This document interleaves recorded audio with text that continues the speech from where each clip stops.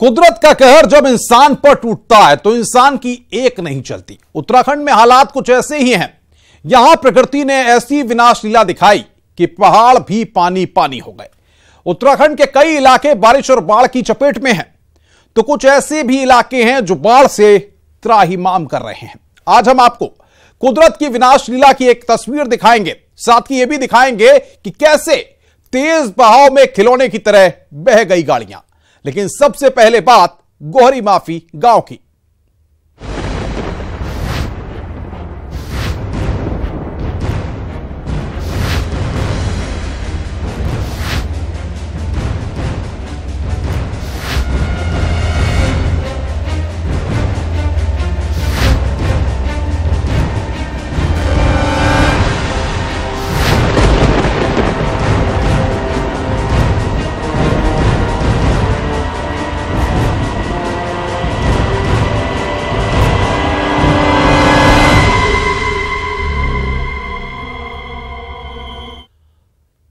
ऋषिकेश का गोहरी माफी लहरों के थपेड़ों से परास्त हो चुका है। पूरा गांव जलमग्न है। खेत, खलिहान, गली, मोहल्ले सब पर पानी का प्रकोप दिख रहा है। यहां लहरों ने ऐसा आतंक मचाया है कि पूरा गांव दो टुकड़ों में बंट गया है।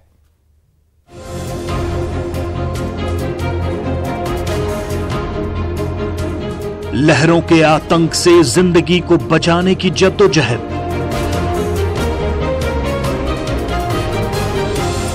गंगा और सौंग की बेलगाम लहरों पर नियंत्रण रखने की पहल।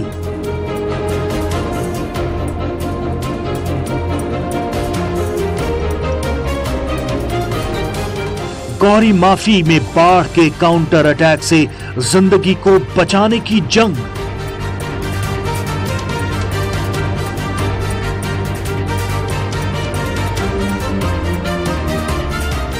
सौंग ने सब कुछ स्वाहा कर दिया।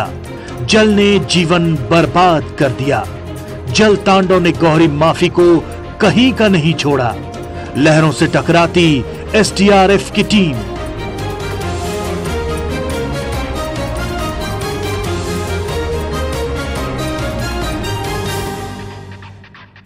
जिंदगी की आस लगाए बैठे गौरी माफी के 300 परिवार। कुदरत ने ऐसी विनाश लीला दिखाई कि इंसान बेबस हो गया। न रहने को घर रहा, न खाने को अन्न का एक दाना। जो कुछ भी था सब जलजले के साथ बह गया। अब खाएं क्या और बच्चों को खिलाएं क्या। अब तक जो है गांव में कोई मीडिया की टीम नहीं जा पाई, लेकिन न्यूज 18 पहली बार गांव में जाने का प्रयास करेगा और लोगों का हाल जानने की कोशिश करेगा कि किस तरह के माहौल वहां पे बना हुआ है, किस तरह की दिक्कतें लोगों को वहां पर हो रही हैं। तो आइए चलते हैं गौरी माफी गांव।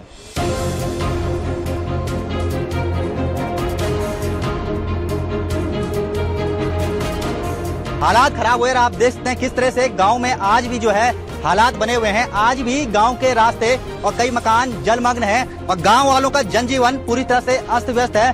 कई लोग अपने ऑफिस नहीं जा पाए हैं 6 दिनों से, तो कई बच्चे 6 दिनों से स्कूल नहीं जा पाए हैं। ऐसे में लोगों से हम बात करना चाहेंगे, क्या दिक्कतें हैं आपकी? सर, हमको बहुत दिक्कत है पानी के वजह से। हम दोनों नदियों के बीच में फंसे हुए हैं। हम भूखे प्यासे हैं। हमारे घर में पानी घुसा हुआ है। हमारे घर में जो सिलेंडर गैस थे वो भी खराब हो रखे। हमारे कई नल भी खराब हो गए, पानी भी नहीं है पीने के लिए। ऐसी हालात में हम जी रहे हैं। यहाँ पर हमें आगे जाने के लिए कोई रास्ता नहीं है। हमारे घर में साग नहीं है। और लोग भी यहाँ पे, क्या दिक्कत है आपको? यही दिक्कत है सर। अब हमारे बच्चे 6 दिन से ड्यूटी स्कूल नहीं गए, आदमी ड्यूटी नहीं गए, बुखार रहे। यहाँ पर हमारी लैटरिन आने जाने की परेशानी हो रही है। और ये हमारी यहाँ पर लाइटिंग है, देखो इतने छोटे छोटे बच्चे हमारे कैसे यहाँ आएंगे। यहाँ पर लाइट की भी हमारी व्यवस्था नहीं हो रही है। कुदरत के इस अटैक का किसी के पास कोई जवाब नहीं। रेस्क्यू टीमें लहरों से 2-2 हाथ करके लोगों को बचाने में जुटी हैं, लेकिन सौंग की धारदार धारा रेस्क्यू टीम के आगे मुसीबतें खड़ी कर रही है। एसडीआरएफ के हौसले बुलंद हैं, तो लहरों के भाव भी कम नहीं हैं। 150 से 200 लोगों को हमने सकुशल इस पार कर दिया है और राहत सामग्रियां जो भी शासन प्रशासन की तरफ से आई है वो हमने अपनी टीम और अपनी बोट की मदद से गांव तक पहुंचा दी है। कभी पानी की तेज धार इंसान पर भारी पड़ती है तो कभी जिंदगी को बचाने की जिद लहरों से टकराती है। रेस्क्यू टीम ने लहरों में फंसी 300 जिंदगियों में से कुछ को निकालने में सफलता पाई है, लेकिन जल तांडव ने इंसान को भीगी बिल्ली बना दिया। गौहरी माफी में सोंग नदी के इस कहर का जो सबसे बड़ा कारण है वो वर्षों से टूटे तटबंध हैं, जिन्हें हर साल बरसात के बाद बनाने का वादा तो किया जाता है लेकिन कभी पूरा नहीं हो पाता। अगर इन वादों पर अमल किया गया होता तो गौहरी माफी की ये स्थिति न होती। शैलेंद्र सिंह रावत, न्यूज़ 18, ऋषिकेश।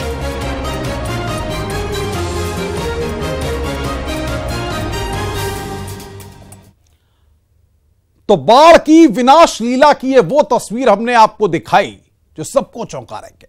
अधिकारी, सरकार सब देख रहे हैं कि आखिर किस तरीके के हालात हैं। सैलाब में गौरी माफी से कुछ जिंदगियों को तो बचा लिया गया, अब मदद भी लोगों तक पहुंचने लगी है, लेकिन उस वक्त की तस्वीरें भी आप जरा देखिए जब गौरी माफी सोंग नदी से जिंदगी की जंग लड़ रहा था।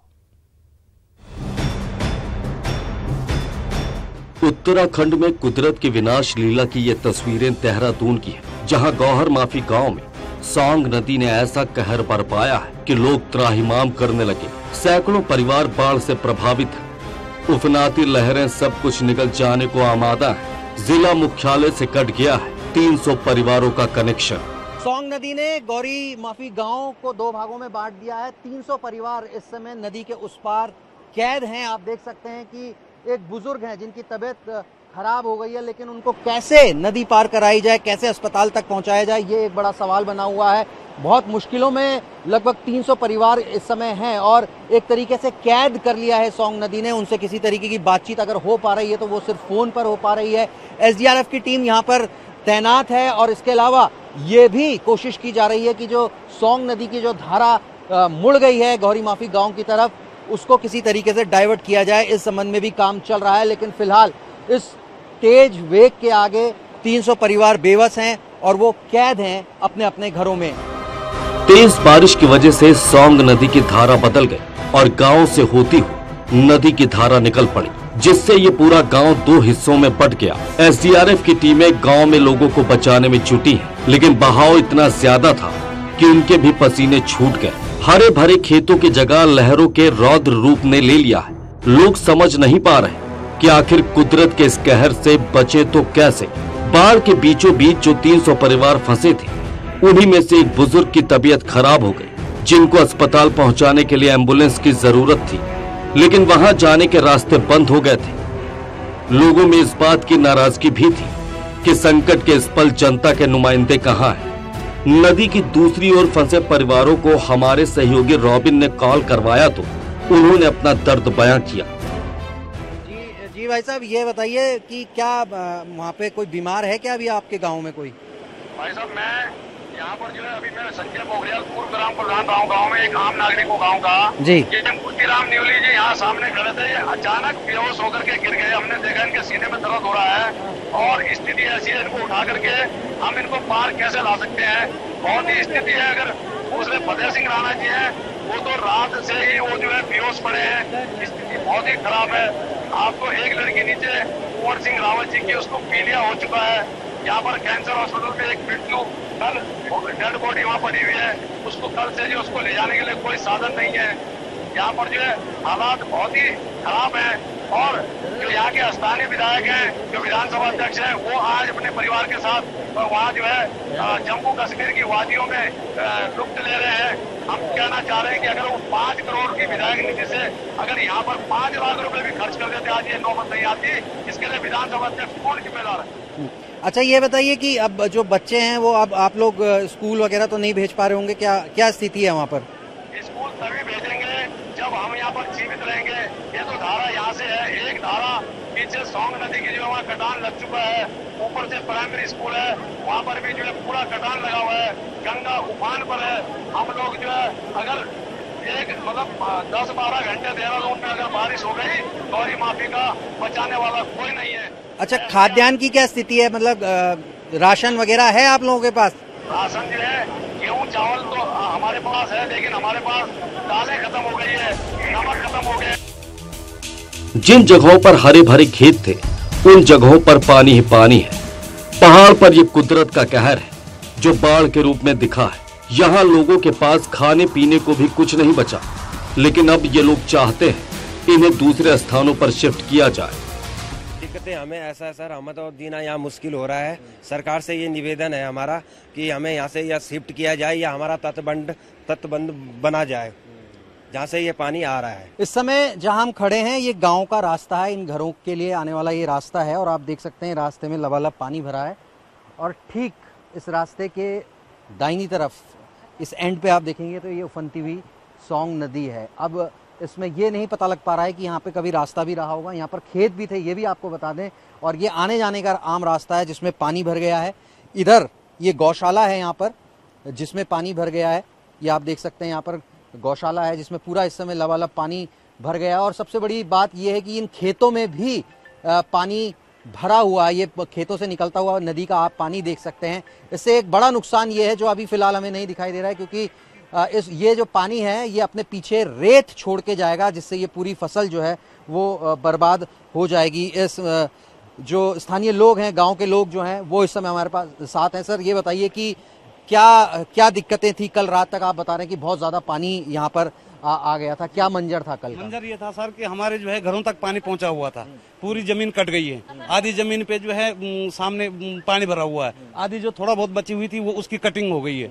कल 4-5 दिन से जो है हमारे आनंदमाई स्कूल में बच्चे बैठे हुए हैं, बच्चों का स्कूल बंद हो गया, गाय भैंसों का चुंगान बंद हो गया है, कहीं घास लाना है कि कुछ करना, बिल्कुल कुछ भी नहीं है। चारा कैसे खिला रहे हैं बच्चों को? कैसे चारा कुछ नहीं है बच्चों के लिए, पहले का जो बचा हुआ है अभी तो उसी को दे रहे हैं। अब आगे की समस्या ये है कि न तो बाजार जाने के रहे, न मार्केट जाने के रहे और न घर से बाहर आने के रहे। हमारी गाय भैंस घर के अंदर बंधी हुई है, ये पानी भरा हुआ है, बाहर जाने के भी नहीं, रास्ते में ये पानी भरा हुआ है, उनको ले जाने के लिए कहीं रास्ता भी नहीं है, ये बड़ी समस्या है। आप ये कह रहे हैं कि जो नजदीक में जो प्राइवेट स्कूल है वहाँ पर रात आप गुजारे? जी वहीं गुजारी साहब हमने, सारे बच्चों ने, हमारे ये पूरे बेल्ट वाले बच्चे जितने भी इस बेल्ट पे घर पढ़ते हैं उनके सबके बच्चे जो है यहाँ रात रुके हुए। क्या वजह क्या है उसकी? वजह इसका पानी की वजह से कि कभी भी रात को कुछ भी खतरा हो सकता है।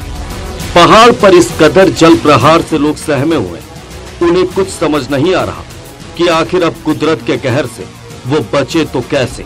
Robin Chauhan, News 18 Dehradun. चारों तरफ सिर्फ नजर आता है तो पानी ही पानी नजर आता है। जहां लोगों के आशियाने थे, जहां लोग रोजी रोटी के लिए रोज जद्दोजहद करते दिखते थे, वहां आज हर तरफ पानी ही पानी। पहाड़ पर बारिश और बाढ़ की कुछ और तस्वीरें आपको दिखाते हैं। ये ऐसी तस्वीरें हैं जिन्हें देखकर आपके रोंगटे खड़े हो जाएंगे। रिपोर्ट में आप देखिए कैसे भारी भरकम गाड़ियां पानी के तेज बहाव में खिलौने की तरह बह रही हैं। तो देहरादून में कुदरत के डबल अटैक ने लोगों को जीना मुहाल कर दिया है। डर के मारे लोग रात में सोते नहीं हैं कि कहीं बाढ़ ना आ जाए।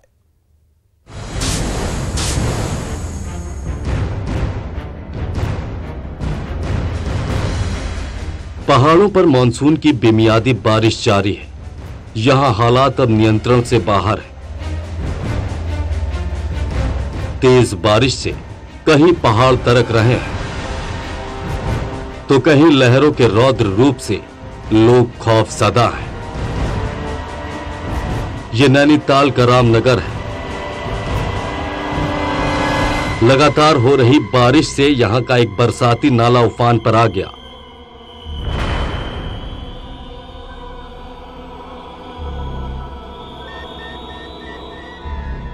जिसने इस गाड़ी को अपने आगोश में ले लिया।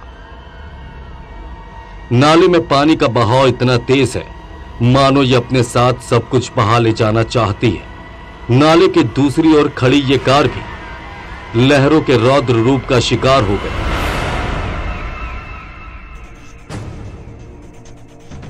तेज बारिश की वजह से कई इलाकों में पानी के साथ मलबा भी आ गया, जिससे लोगों की गृहस्थियां तबाह हो गईं।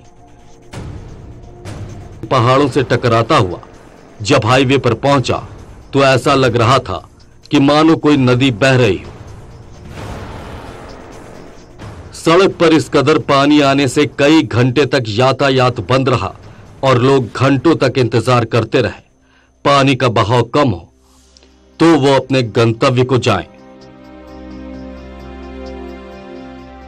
यह राजधानी देहरादून है, मूसलाधार बारिश ने यहां की सड़कों को नदियों में तब्दील कर दिया है।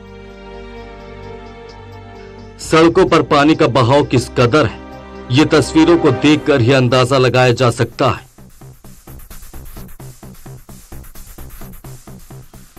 बारिश ने राजधानी देहरादून के जनजीवन को पूरी तरह से रोक कर रख दिया। देहरादून की जिस भी सड़क पर नजर डालेंगे, हर जगह तस्वीर एक सी है। गाड़ियां खड़ी हैं और पानी पूरी रफ्तार से बह रहा है। कुछ जगहों पर लोग पानी के तेज बहाव के बीच ड्राइविंग करते भी नजर आए, जो कि बेहद खतरनाक है। मुसीबत की बारिश से निपटने के लिए सरकारी इंतजामात भी नाकाफी साबित हो रहे हैं, लिहाजा प्रशासन लोगों से अलर्ट पर रहने की अपील कर रहा है। नदी के किनारे है तो कृपया ध्यान रखना, कभी ज़्यादा बारिश होने की वजह से या बाढ़ वगैरह इस तरह का नदी में बढ़ने के समय अपना अपना निजी वो संपत्तियां हैं या अपने लाइफ है, उसको थोड़ा ध्यान रखते हुए थोड़ा सेफ प्लेसेस में उनको जाना पड़ेगा। रिस्पना नदी के किनारे बसे आर्य नगर के लोग खौफ में हैं। यहां नदी में पानी थोड़ा कम जरूर हुआ है, लेकिन मुसीबतें कम होने का नाम नहीं ले रही।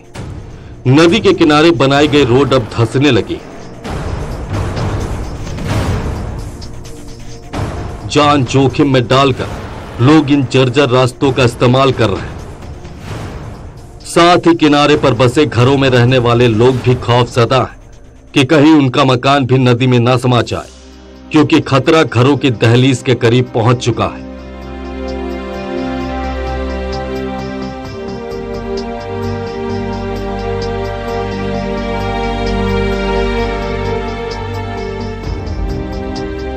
लगातार हो रही बारिश से देहरादून के लोगों का जीवन अस्त व्यस्त हो चुका है। कहीं जलभराव की स्थिति तो कहीं नदी किनारे भी दहशत बनी है लोगों को रहने के लिए। आप साफ तौर पे देख सकते हैं कि जो ये नदी है रिस्पना नदी, इसके दोनों छोरों पे पुश्ते ढहने लगे हैं और जो यहाँ पे रहने वाले लोग हैं ये कहीं ना कहीं इनमें दहशत का माहौल बना है कि रात को किसी भी टाइम किसी भी समय ये पूरा इलाका जलमग्न हो सकता है। आप साफ तौर पर देख सकते हैं। आर्य नगर के लोग डरे हुए हैं, वो रात को सो नहीं पा रहे।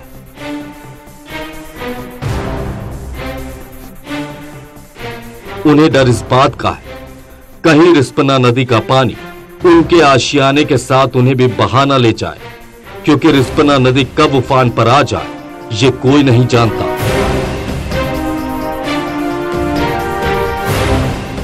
पूरी रात खड़ा होकर पैरा देना पड़ता, नदी में चढ़िया कहीं बच्चों को बड़ी दहशत है बच्चों के दिलों में। लेकिन कई जगह जैसे कि पुश्ते ढह चुके हैं, घरों को भी खतरा बना है।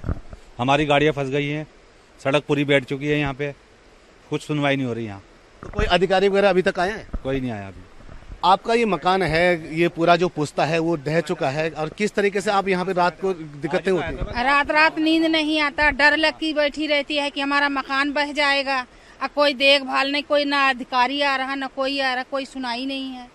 तो ये जो स्थिति हो रही है, कब से स्थिति हो रही है और कब आपने किसी अधिकारी से बात की है? एप्लीकेशन तो डाल रखी, कोई सुनाई नहीं। कोई सुनवाई नहीं। आप क्या नाम लिखते हैं? सतीश जी, किस तरीके के माहौल बना है, क्योंकि पूरा एरिया जलमग्न होने की स्थिति में है? हाँ जी, सब परेशान है यहाँ पर। पूरा एक साल होगा ये पुश्ते गिरे थे, अब तक नहीं लगेगा। उत्तराखंड बारिश से बेहाल है। रिस्पना नदी का कोई भरोसा नहीं। साथ ही इनका आरोप यह भी है कि प्रशासन से शिकायत के बावजूद कोई कार्रवाई नहीं हुई। तिहरी में भी नॉन स्टॉप बारिश से लोग परेशान हैं। सड़कों पर सैलाब की तरह पानी बह रहा, पहाड़ से पानी इस कदर गिर रहा जैसे यहां कोई नदी बह रही है।